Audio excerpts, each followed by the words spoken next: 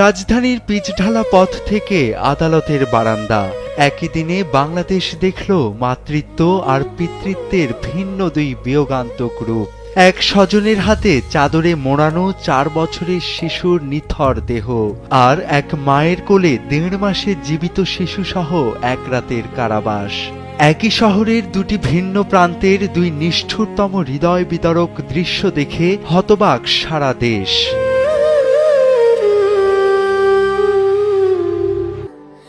Sandalina so, রূপচর্চায় আভিজাত্য। মহাখালীর ব্যস্ত রাস্তায় তখন মানুষের ভিড়, গাড়ির তীব্র শব্দ। কিন্তু সেই ভিড় ঠেলে এক যুবক যখন 4 বছর বয়সী সাদমানকে বুকে জড়িয়ে হাঁটছিলেন, তখন তার পৃথিবী ছিল নিস্তব্ধ। হামের উপসর্গ নিয়ে হাসপাতালে লড়াই করা সাদমান আর নেই। যে কোলে করে সাদমানকে সুস্থ অবস্থায় বাড়ি নিয়ে যাওয়ার স্বপ্ন দেখেছিলেন যুবকটি, সেই কোলেই তাকে বইতে হয়েছে সাদমানের নিথর দেহ। দারিদ্র্যের নিষ্ঠুরতায় একটি অ্যাম্বুলেন্সও জোটেনি তার ভাগ্যে। হাসপাতালের নির্লিপ্ততা আর শহরের ব্যস্ততাকে সাক্ষী রেখে সেই যুবক তার জীবনের সবচেয়ে ভারী বোঝাটি বয়ে চলেছেন রাস্তার ধুলোবালিতে।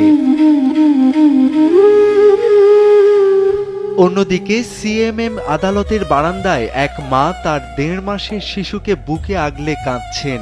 যুব মহিলা লীগ নেত্রী শিল্পী বেগম, যার সিজারিয়ান ক্ষত এখনো শুকায়নি। বিস্ফোরক আইনের মামলায় যখন তাকে কারাগারে পাঠানোর নির্দেশ দেওয়া হলো, তখন কোলের শিশুটির কি অপরাধ ছিল?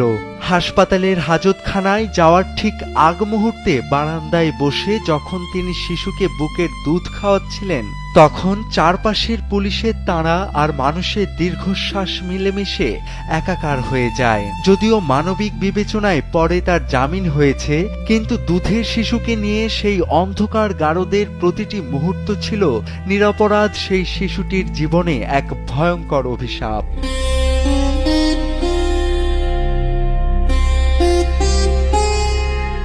হৃদয় বিদারক এই দুই দৃশ্য মানবিকতাকে আজ কাঠগড়ায় দাঁড় করিয়ে দিয়েছে।